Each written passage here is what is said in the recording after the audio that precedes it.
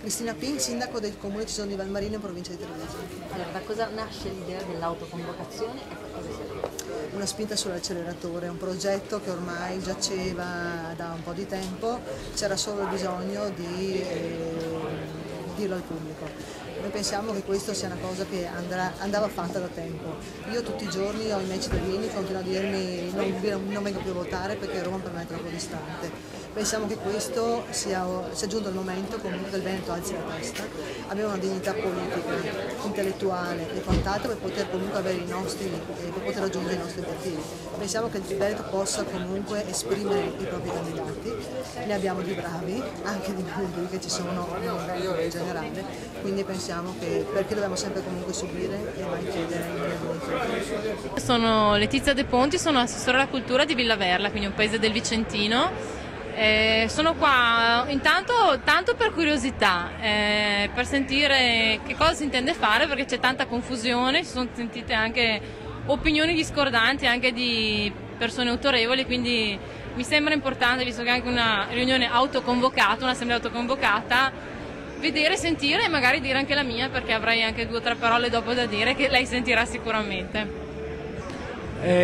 Sono Filippo, vengo da Vicenza e sono venuto questa sera per sentire parlare di questo nuovo progetto,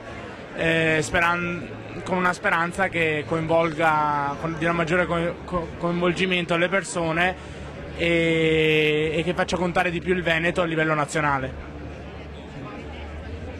Allora, io sono Luisella Rettore, consigliere di quartiere dell'Arcella. Sono qui per sentire, come ha detto questo ragazzo, cosa c'è di nuovo, la speranza di poter portare una voce nuova in un partito del Veneto.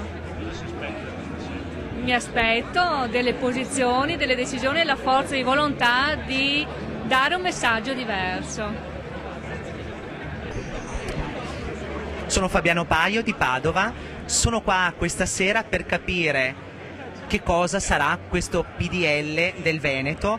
Io sono qui anche in rappresentanza di tanti giovani che sono qua, vorremmo fare anche un intervento perché vogliamo dire che ci siamo e vogliamo essere parte integrante nella costruzione del popolo della libertà del Veneto.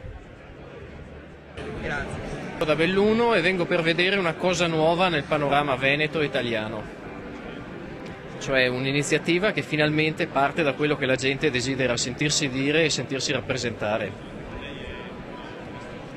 No, sono un cittadino, faccio l'imprenditore, lavoro tutto il giorno e sono contento che qualcuno cominci a portare avanti tematiche come la sussidiarietà, per esempio, l'attenzione a chi lavora, a chi costruisce, piuttosto che iniziative calate dall'alto. Io vengo da Mestre. Chi ne è lato Enrico? No, un cittadino normale.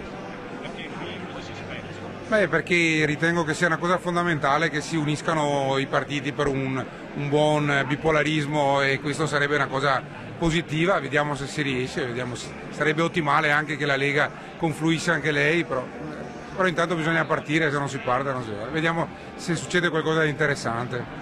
Sì, lei nel futuro non si sa mai, insomma, vediamo cosa succede. Martini Maria Antonietta e vengo da Dolo. Sono venuta perché ho trovato nel sito questa occasione e voglio capire esattamente che cosa sta succedendo. Mi aspetto delle indicazioni considerevoli, insomma, in modo da dare un po' di svolta a quello che sta succedendo. Grazie a lei.